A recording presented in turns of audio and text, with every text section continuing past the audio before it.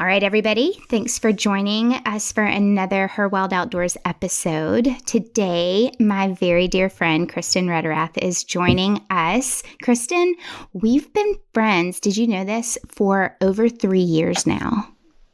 It's been that long? Yeah, and we've never met. Well, I suppose because it was pre-pandemic and I had already known you before 2019. Yeah. Because it was when I was podcasting for Guy and we connected through him. And so, yeah, it's been 3 years. That is insanity. I was talking with Mel and Keldon of Epic Archery, and they were over here in Kentucky a couple of weeks ago, and we were chit-chatting. When are you coming out west to a convention or something like that where you can, and I go, yeah, I've never met Guy. And they all went, what? Yeah. Because I was also, Lauren and Allie were there.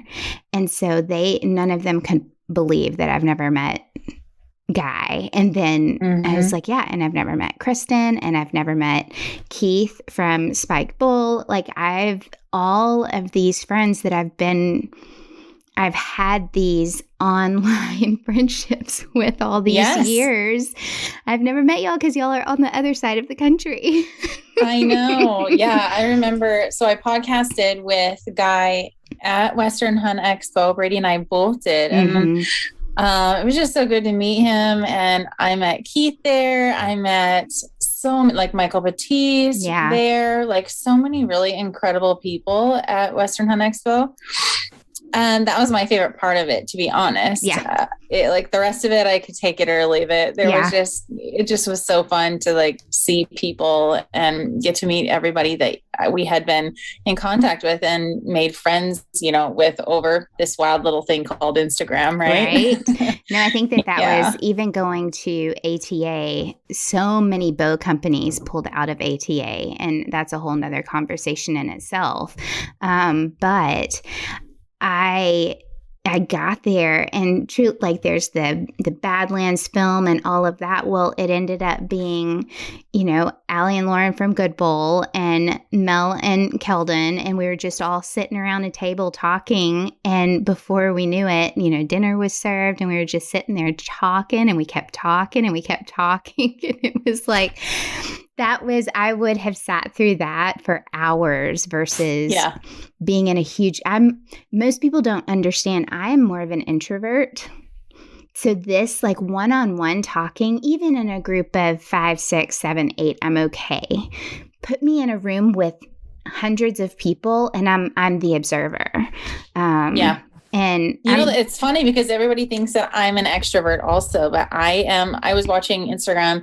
Someone put something out this past week and I can't remember who it was, but they were talking about, because I'm very big into like trying to figure out what drains me, what feeds me, like to keep my energy state like good with everything that, is going on in the world. Anyways, he was talking about how introverts, when they go out to places and they go to live events, they're actually drained by them, right? And that's how I feel every single time, unless it's like my, closest people and the conversation is amazing and I don't have to meet anybody new, Yeah. But if it's a crowd full of people, and then they said, extroverts, they're just like fed by that and they feed off of it and whatnot. So I'm much more like you. I would do this all day, every day, and just interact with people on a one-on-one. So it's just so much fun. It's funny. I test as an ENFJ, and I think that I think I'm an extrovert in small groups, but I still have to recover as an introvert. And I think it just depends on the situation, but I totally get it. And I think honestly, the pandemic has created a more introverted self of me. It's just, it has fed what I'm comfortable with versus that constant push of being surrounded by other people. But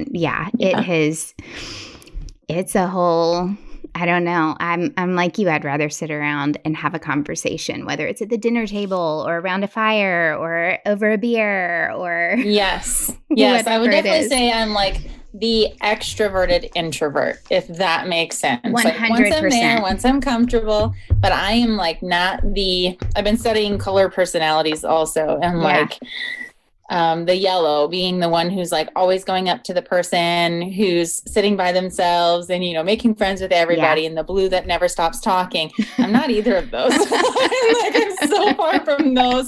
I will literally stand there and hope and pray that, something happens to where I'm like engaging with someone that I would love to talk to. So which is weird when you are on Instagram talking into your phone, right? And sharing everything that you know and love. But for some reason, I've just gotten really used to it, even though I am more introverted. So I'm also one of those people that if I'm at a thing like that, I have no idea who is who. Yeah. And people will be around me. Oh, did you see that? Did you see so and so? And I'm like, I don't. Nope. So somebody famous could walk, I'm putting those in quotes, could walk beside me and I would have no clue whatsoever, just completely over my head, unless you come up to me or unless you are on my shoulder, like telling me that's so-and-so and that's so-and-so. I am completely oblivious. So that is awesome. That is awesome. So not going to Western Hunt Expo this year? Not this year. I'm hoping it's on my docket for maybe next year. Like 2023. I'd love to get out there.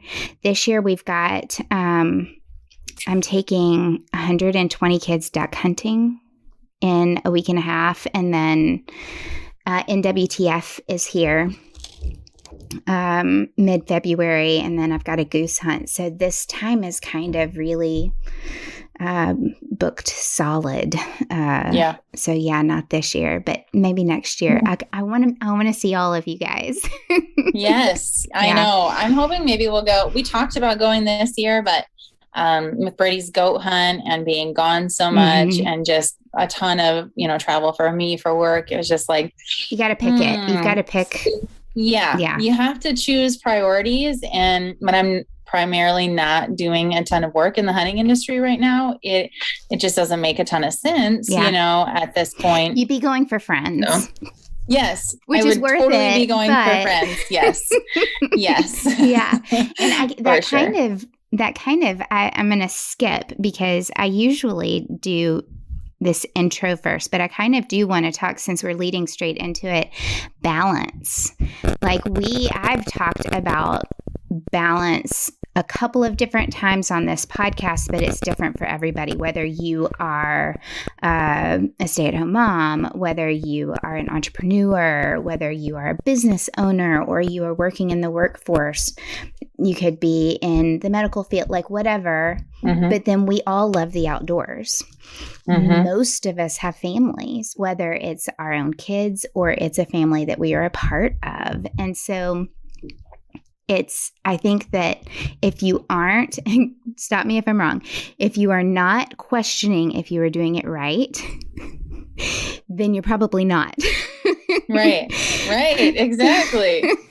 Yes, for sure. And I think every stage of life that we've been in, you know how it is, like when your babies are little and you're breastfeeding or whatever, like you don't get to be out in the outdoors as much as you would like. And that was something that was really hard for me, honestly, to swallow, because I didn't grow up hunting, but then I fell in love with hunting, and then I started having babies, and I loved having babies, and, I've always wanted to be a mom.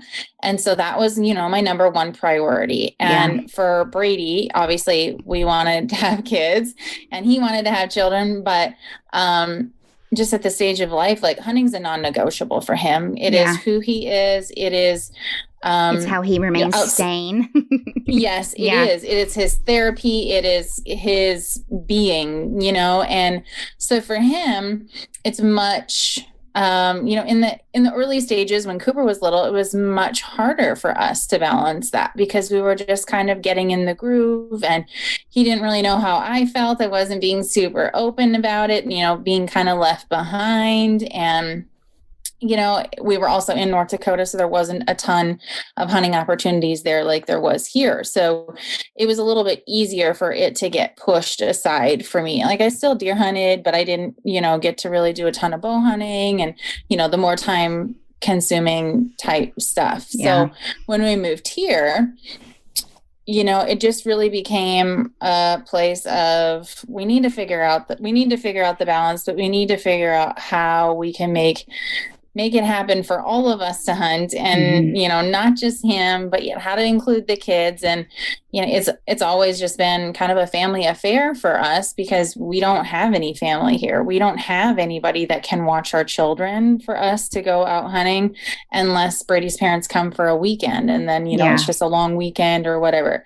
And then you throw on top of that whole mix once your children start hunting, and you have to add in 2 more hunters into the mix to allow enough time for seasons and all of that. So it is kind of a hard balance, and you throw in work and jobs and all of that stuff, and it's a challenge, but one that I think we've done a pretty good job handling it. Seasons of life kind of come and go, and you have to be very aware of what your priorities are and just make decisions, kind of based on that. And that's kind of what we've done. I agree. I think that people place so much emphasis right now on financial budget and your job. And I don't know if it's so important for you to go through and budget your finances and budget your life based on finances, how much more important is it to budget your time?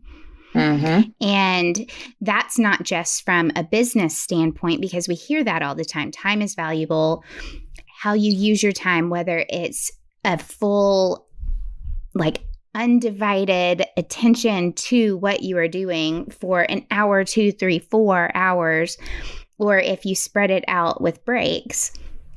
You've got to figure out how it works for you, but you also have to figure out how to fit in the things that you're passionate about, not just something that you're passionate about with work, but then your passion with your family and your passion with the outdoors, your passion, whatever your passion is, you've got to be able to figure out how to balance that, how to budget it. And if you don't, then something's going to feel off. Tension is going to rise. You're going to feel that, well, you're getting to do that and I'm not. How are we going to fit this together? It just becomes something that is fought about versus worked through. And I just think that people forget that budgeting your time means more than just filling it up. Yeah. Yeah, I agree. And I think, not to throw the men under the bus or anything, but sometimes I think as women, it's just a lot harder for us to leave those babies behind or to speak up and say, I want time. I need time for myself. Mm-hmm. It was for me for a really long time, to the point where I just sacrificed, my own desires and my own hunting dreams, I would say, because I wanted my kids to be happy, and I wasn't really doing a ton of independent hunting at that point. I had just started when I first started having kids, so I wasn't super comfortable going without Brady. It wasn't, so if I went, he usually came with, so that was a whole nother, tricky piece to it. And I wasn't confident enough to be like, you stay home with the baby and I'll go do it on my own. Yeah. But I think as women, we have to do a better job of, allowing dads to step up in that regard, regardless of what your passion is. Maybe it's not even hunting. Maybe it's stinking knitting. I mean, whatever it is, photography. I mean, that was mine for a really long time. A lot of women, whatever it is, making time for that, because we cannot serve anybody with an empty cup. And that is something I learned the hard way. I ran myself into the ground trying to keep everybody happy. And that mama guilt is real. Yeah, it is. And making sure all your cubs are taken care of and the husband's happy and, the house is clean, the laundry's done, that nobody would look inside your house and be like, ugh, she does not have her stuff together. There's just a lot of expectations. And I think, sometimes we just have to take a step back and say, okay, what am I doing for me? Right. What is my husband doing for him? What are we doing for our children? And really take the pieces of your life that are most important. We literally did this last night. We created vision boards and had little sections. So the things that are most important for us, like for the kids, for our finances, for outdoors, for our faith, for my health. And we took little things and plugged them in on, what are the things we want to improve or what is our vision for 2022 to have from each one of these things, and created, like this web of what we wanted to happen. So we could visualize it, so we could put some focus on it.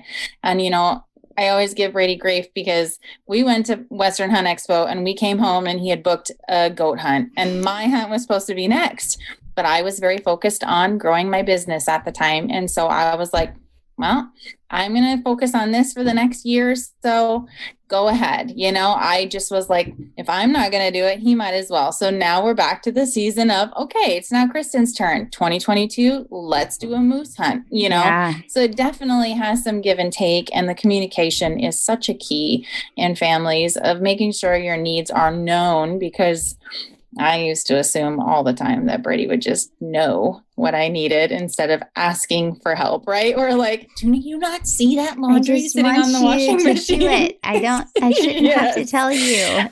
I know, that goes for kids too. It does. But I think it's one of the things that shoots us in the foot the most, right? Like we have these expectations and they're not wired like that. Like I wish they were, but they're not. And as much after 15 years, like he's still not wired like that. So I gave up, expecting it to just happen on its own and just started asking. And what do you know? Things get done a lot easier and there's no resistance. It works better. That's good. Communication is key, even if it takes 5 times. I get that too. This year has been a little bit different of a balance.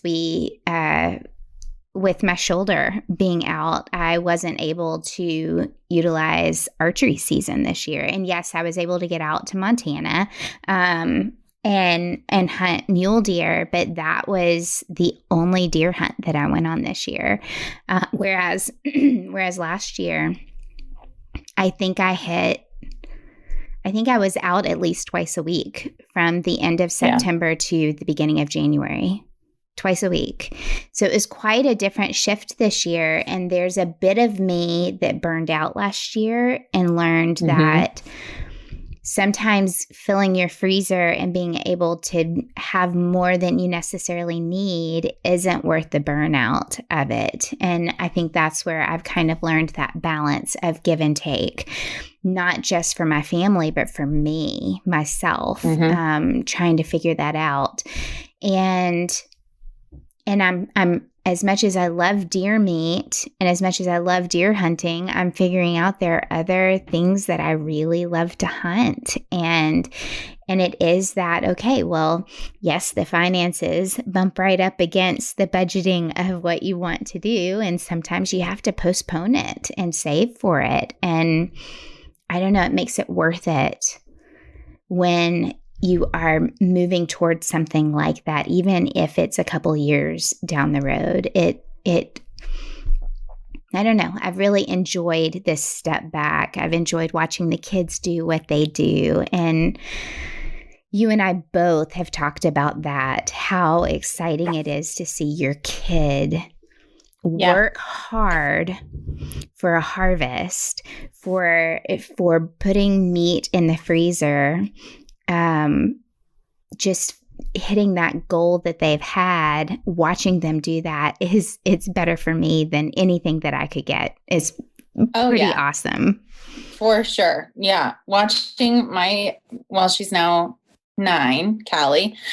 Cooper's been amazing, but he's been hunting since he was 5, right along with Brady, right? Like I expected it from him, but watching Callie just kind of, sneak right in there and make it her own.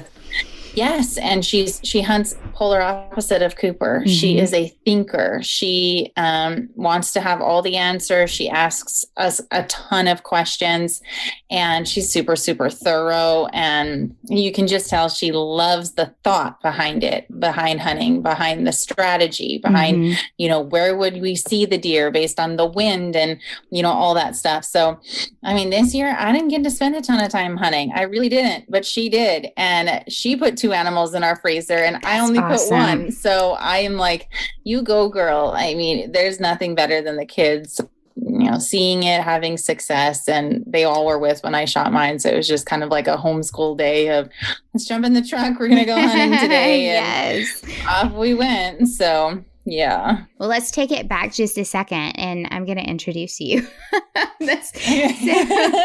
So Kristin, you wear a whole lot of hats, a whole lot of them. You're an entrepreneur, you're a business owner, you're a coach, mentor, you are a mom, you're a wife, you're a homeschooling teacher, you are a hunter, you like all of these things, you've got these hats on, which is why talking about balance is coming from a credible source.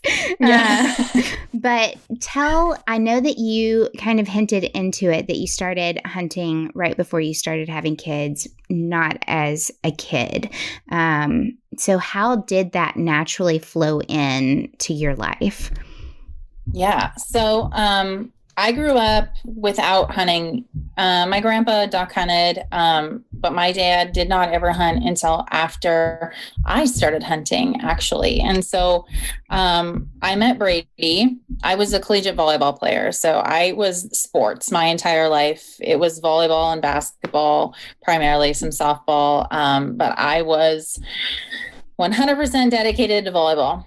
Had a ton of injuries, blew up both my ACLs, broke my left leg, still went on to play. And then that came to like kind of a screeching halt when I really couldn't walk much. I was having so much pain and inflammation in my joints. And so I quit, went in to start coaching, and I coached in the city that Brady lived, where I was going to college also, and ended up meeting him.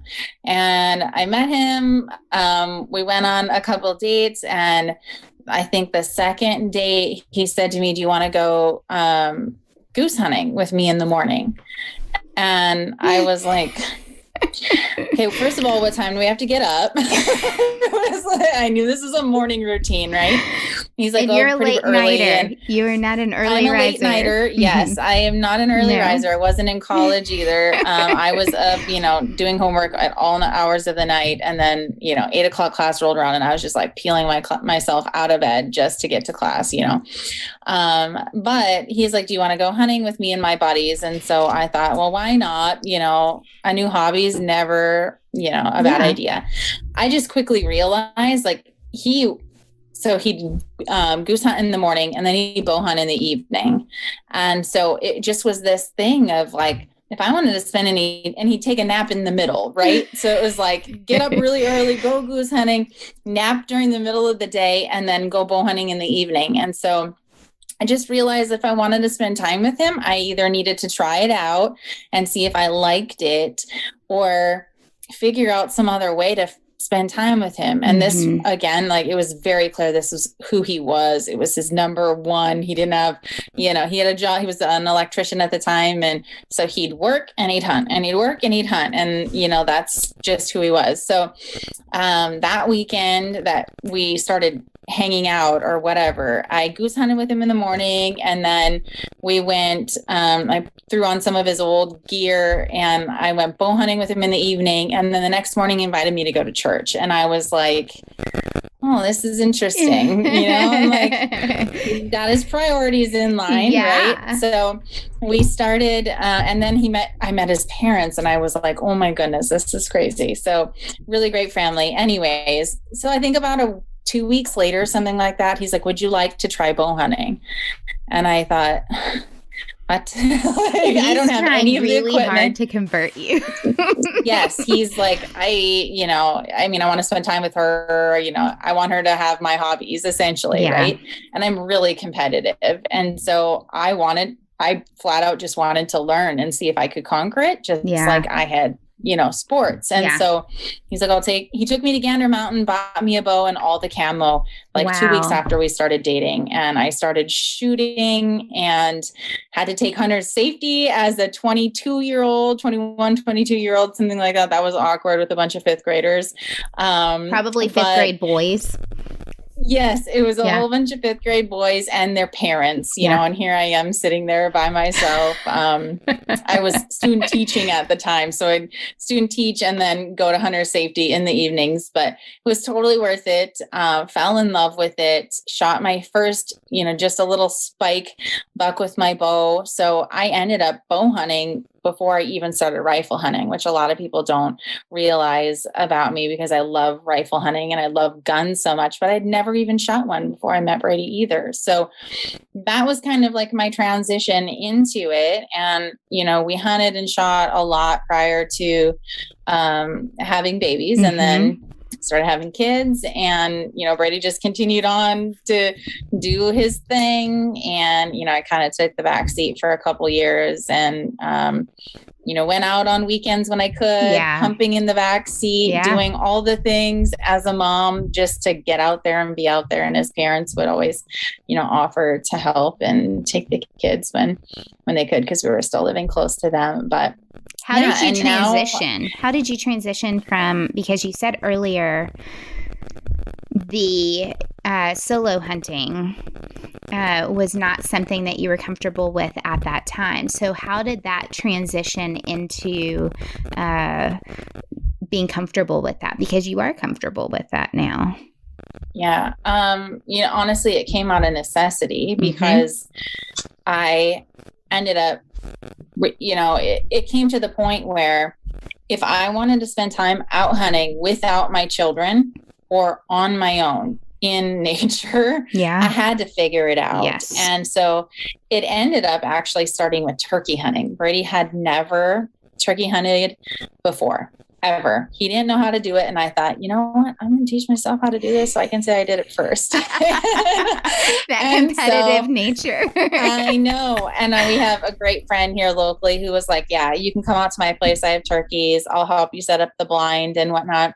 So he'd help me set things up, and Brady would get home from work. I'd sneak off, go out by myself, and I'd turkey hunt. And I got my first one. I learned how to call. I learned how to do all the things, where to set the decoys, all this stuff.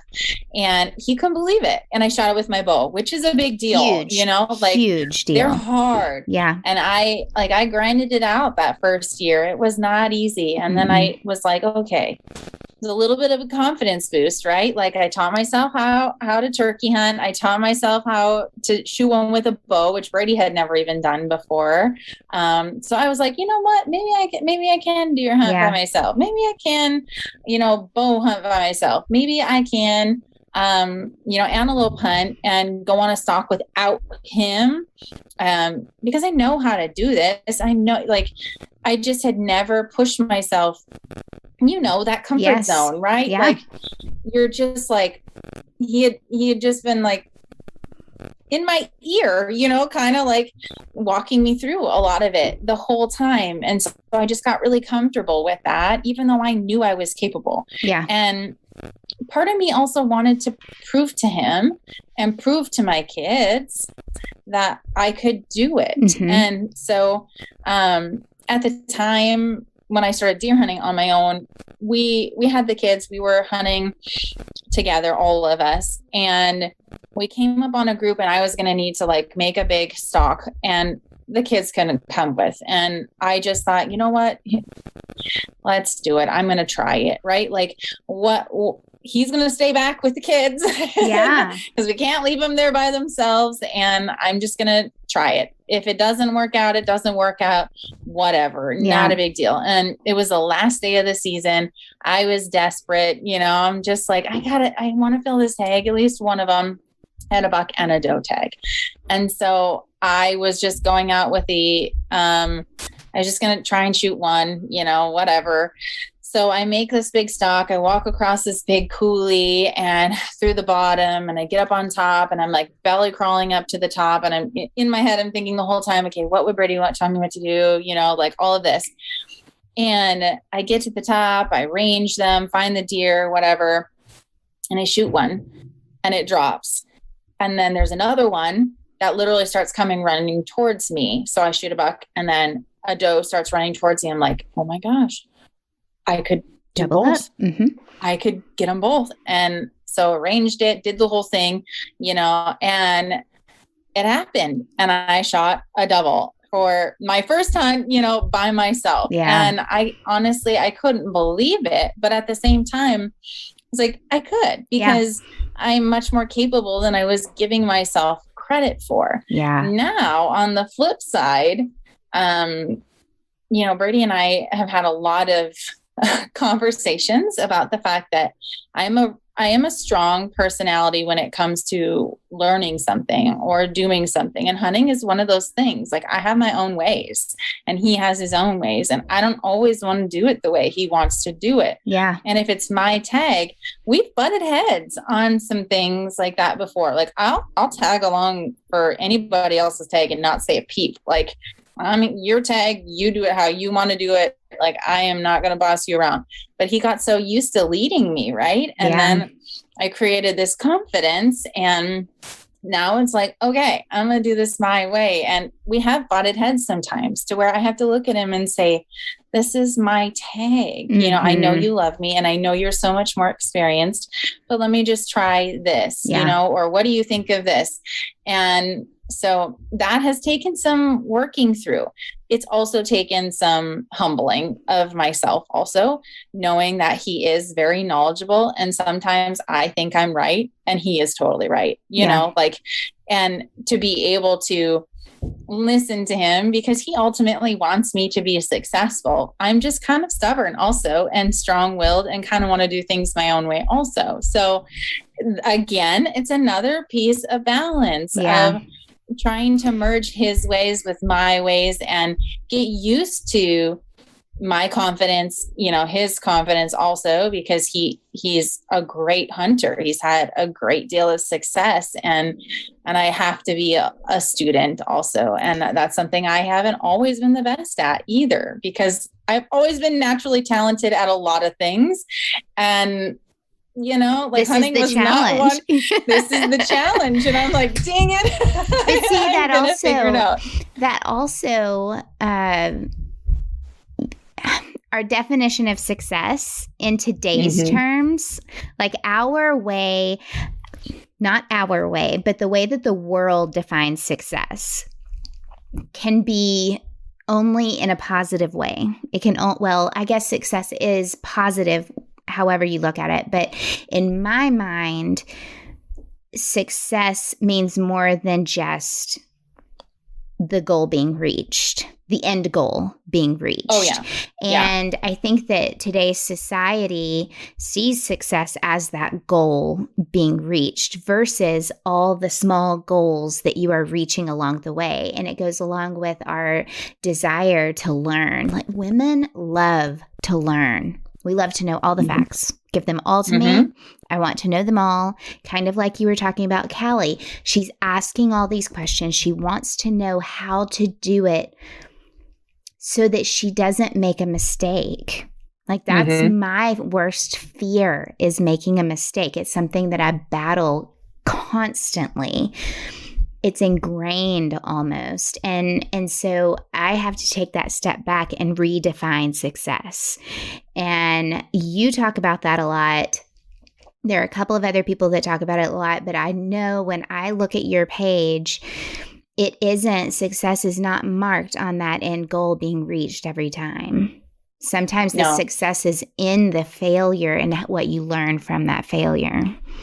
Yeah. I would also say, one of the things that probably drives Brady nuts about me is I'm really not a trophy hunter. Like, I I need the meat. Right. I absolutely need the meat for my health, for my body. I don't consume beef from the store. I need no hormones in my stuff. And I think a lot of people don't quite understand that aspect of it. Like, hunting takes on a different meaning when your literal physical being kind of depends on it, right? Yeah. And that empty tag is more than just an empty tag. It is a lot of meals lost. Yeah. Yeah, it's a lot of meals lost. It's a lot of peace of mind lost. I mean, I think we had 14 animals last year, and we ate all of them. Yeah. It was gone before the whole year even came through. And, when that's all you eat and you eat very high protein,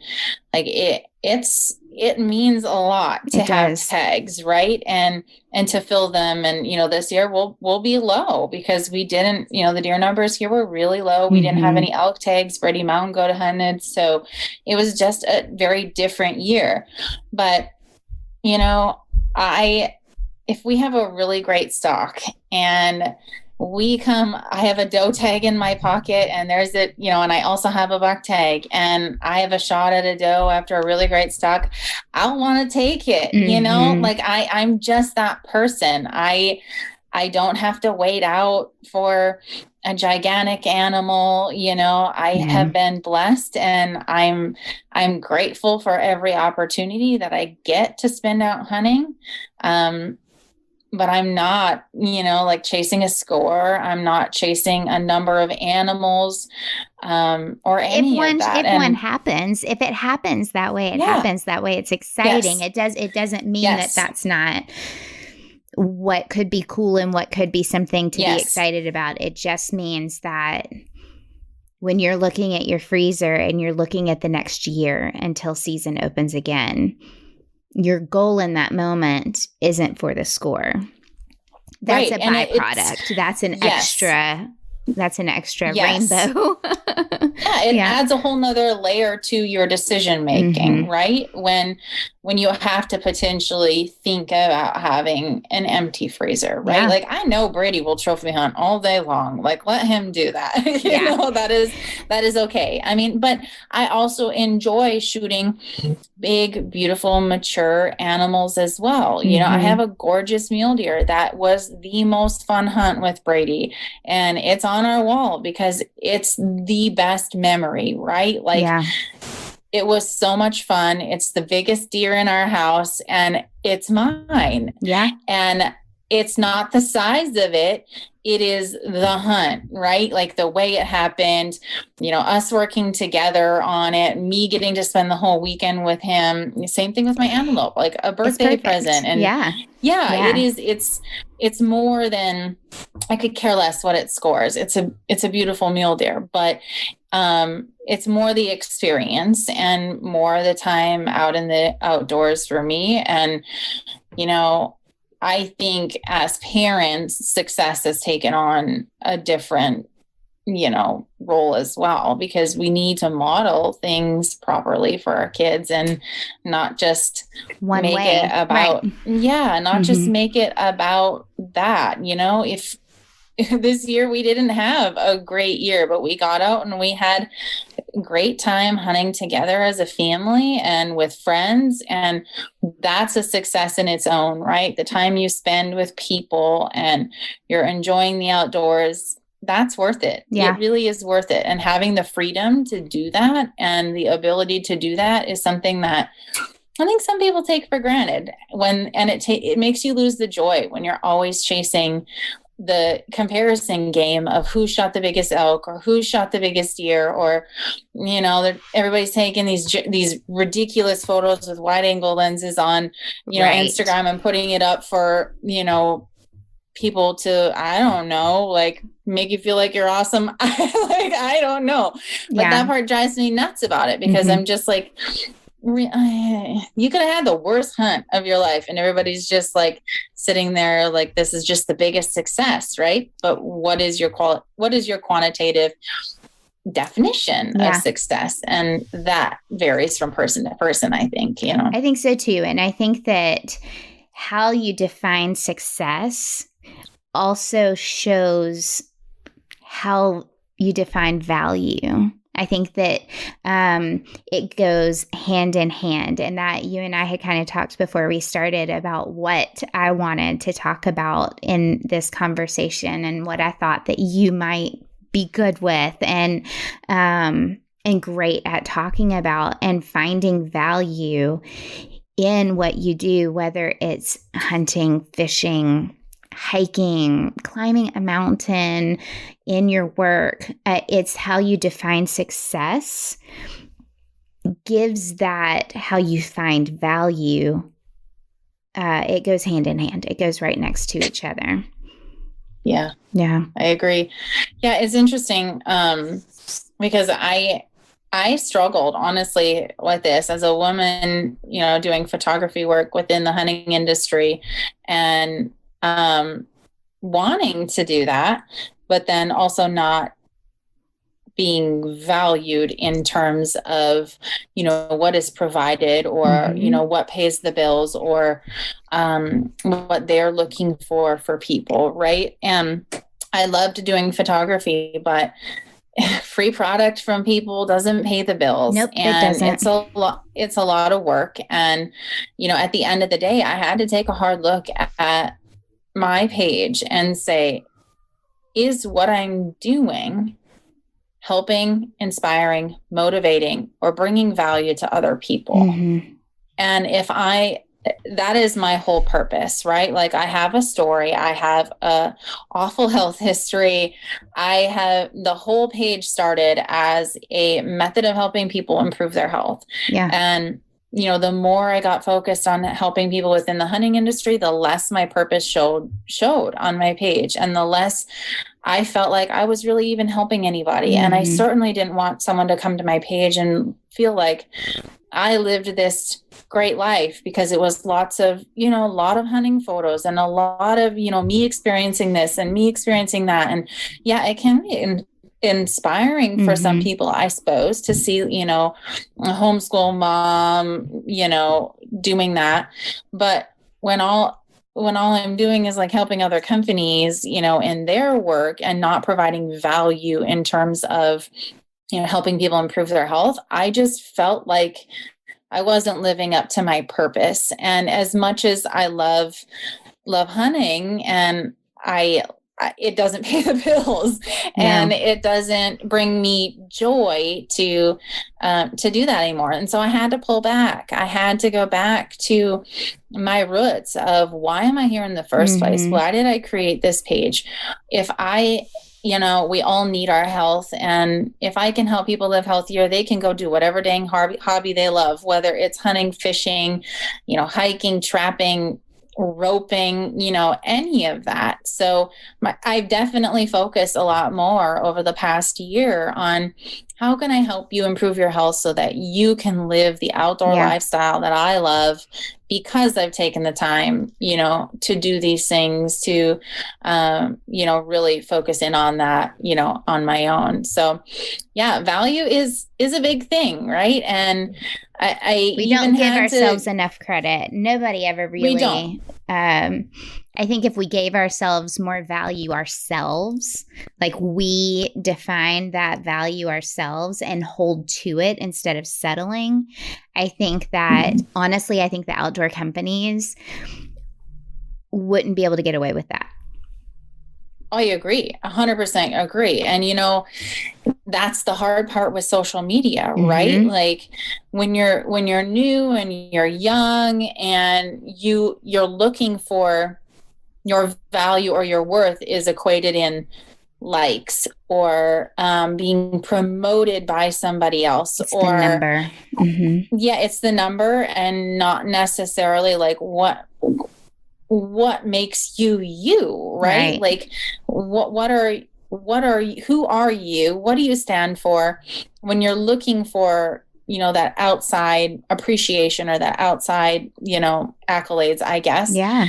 Then companies essentially just focus on it. For them, I mean, business wise, it's a genius strategy because they are free marketing. Yep. Yeah, they are getting free marketing like nobody's business. But until, especially women, men are guilty of it too, but especially women, we stand up for ourselves and say, no, my time is worth actual dollars, just like anybody else's, just like you were working a job, just like, anybody from those companies working a salary position or an hourly position, it's a lot of work, doing a photo shoot for a company is a lot of work. And until we stop, they'll just continue. Right. Yeah. And so for me, I just realized it just wasn't the direction I wanted to go anymore. And I needed to, I also realized, like, this is totally off topic, but I am not the typical hunting bunny, I would say. And they're not going to get that kind of content from me. I'm more conservative in, that is okay. And yes. And so I just was like, this isn't for me. I need to go back to my roots and, just share the things, the natural health type stuff that I love, and sprinkle in all of our adventures and all of that, and provide value to people in a way that can help anybody, and not just, inspire somebody to get out in the outdoors. Because there's plenty of women that are already doing that, Yeah. There's so many women you can follow that are hunting their butts off 24/7, It's true. Just not my life. And I think I think like all of the things that we've talked about today, going from defining success, finding value, the favorite things that we do, the passions that we have, it's always evolving over our lifespan. You talked about how, beginning to hunt before kids changed and evolved how you did it after you had kids. You had to make that decision. Is this something that I want it to remain mine, or am I going to involve the whole family? Well, you get to do it more if you involve the whole family, but it also instills value in the kids. It shows hard work. It shows skills that they need. There are all of these things that go along with it that don't make it easier. In fact, it makes it much harder. It is much harder, but there is more value in it. And I think that that's where we constantly have to look at, whether it's in your business, whether it is in relationships, whether it is in our kids or hunting or fishing. It is that constant evolution of, okay, am I getting the same value out of this? Or do I need to challenge myself? Do I need to get out of that comfort zone, like you were talking about, in order to change and evolve what success looks like to me, and what that value is that I want out of it, and how I hold to it. And I think that staying stoic, staying in a place where you aren't moving forward, you then start devaluing. You start lowering your standard. You start, none of us stand still. We do not stand still. You are either moving forward or you're moving backward. And so that goes along with success. That goes along with value. That goes along with balance, all of it. If you don't set that standard of constantly pushing, even if it's just baby steps, then you're going to move backwards.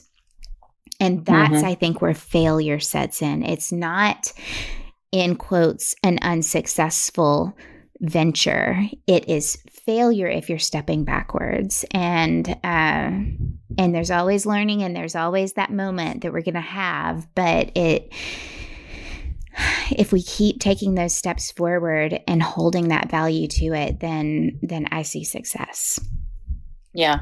Yeah. It's just like, when you get to the difficult part of the hunt, right? Like maybe you hiked your butt off for a mile and a half and you can't find them. There's still 2 more ridges that they could be over, right? Yeah. You can make the choice to forge ahead, or you can turn around. Yeah.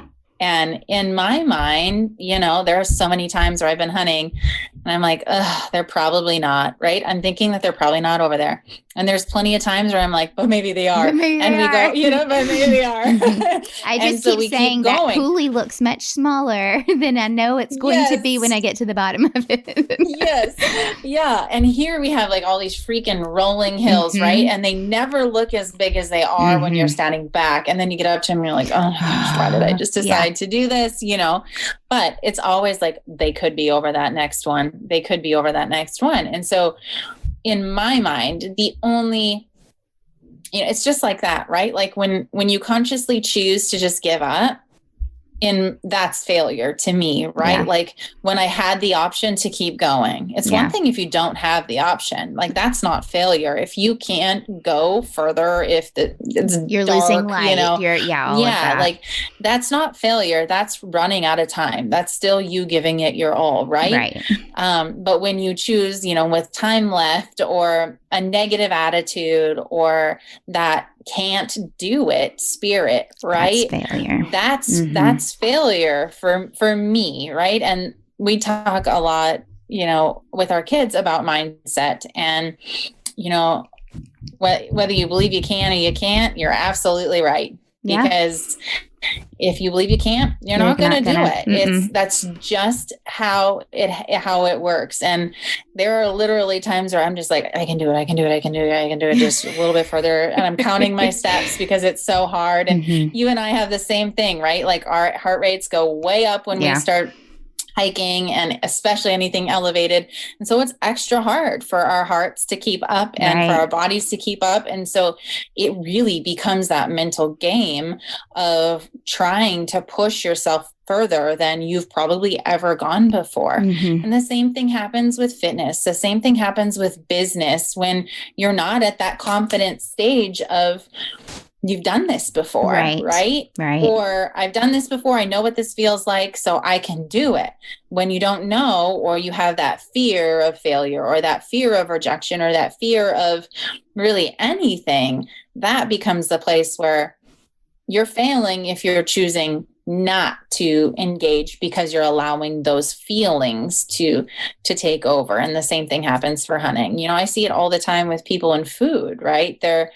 They don't know what it feels like to feel good. Right. And so they're just not willing to quit feeling bad. Yeah. And that sounds crazy. Or they take medication to hide it. Like there's just that constant. Yeah, no, it's 100% true. It's taking that step into something that it's the unknown.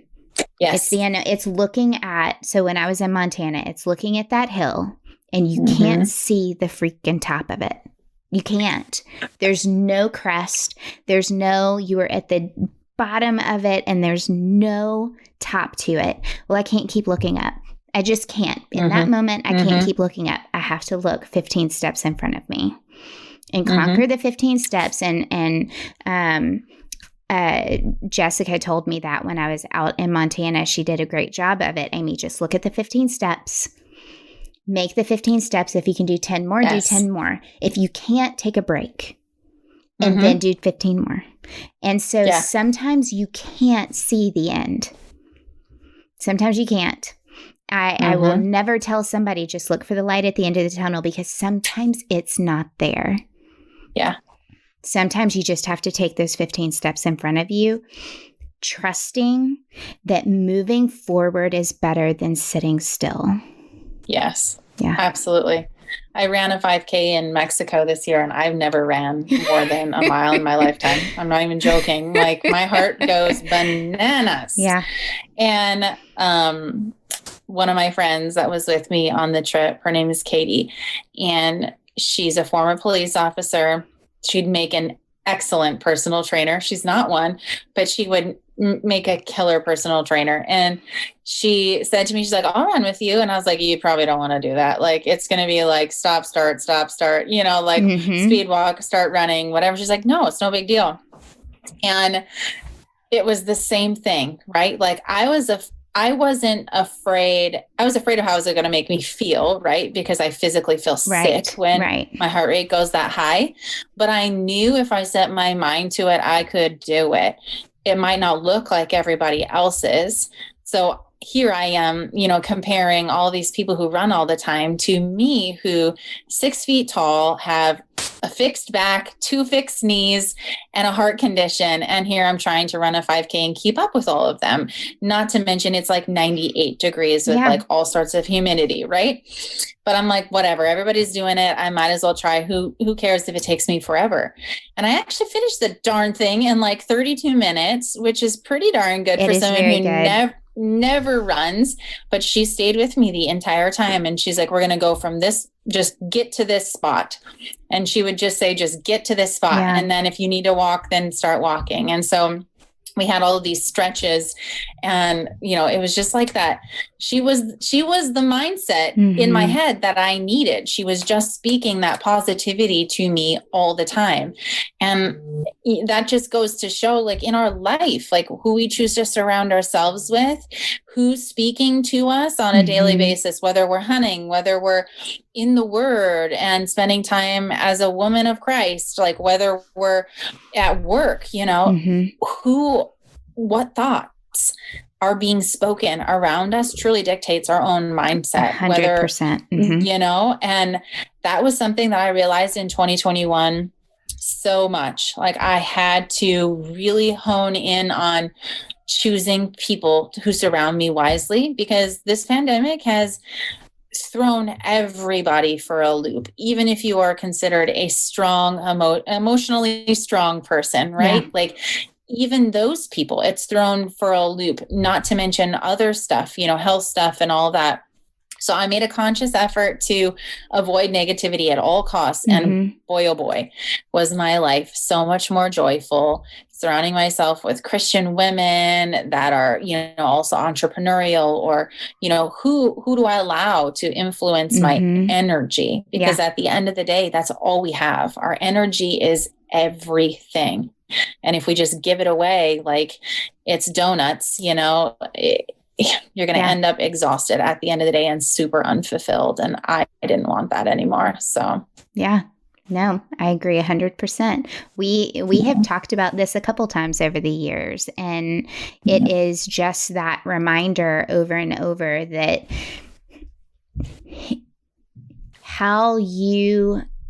what you put into your body, whether it's food, water, words, all of that, it is what will then come back out. It's what you get back out. So you are responsible. I heard it growing up in the church. I heard that, like, what you put in is what you get out. And you can apply that to everything. You can apply it to every single thing. And so, all of that goes right back over everything that we've talked today. Is what are you investing your life in? What are you putting into your life? What are you listening to? Who are you talking to? Who are you surrounding yourself with? What are you reading? What are you watching? How do you define that success in your life? How do you define value? All of it can change your life. And that's the exciting part. That is the exciting part, because it gives you a little bit of control in that. Whereas right now, a lot of people feel out of control. So you can take those steps and change your mindset based on very small changes. It doesn't have to be big monumental changes, just small changes. It's those 15 steps. So, Kristin, thank you. Absolutely. We could keep going. I could be very excited. I've got some kids upstairs ready for dinner, I believe. But I would say we will need to do this again. And we will be talking, of course, more often. But tell people how they can follow you real quick. You can find me on Instagram. It's just at Kristin Retterrath. Everything is pretty much there. Yeah. So you can find all of her encouragement, all of her beautiful family. You can follow along and see how she's doing these things that she is doing. And I have watched you over 3 years evolve yourself in such a positive way. It's been very exciting to watch. So thank you for inspiring and encouraging and just being you. Thank you. Thanks so much for having me. It was super fun. Good.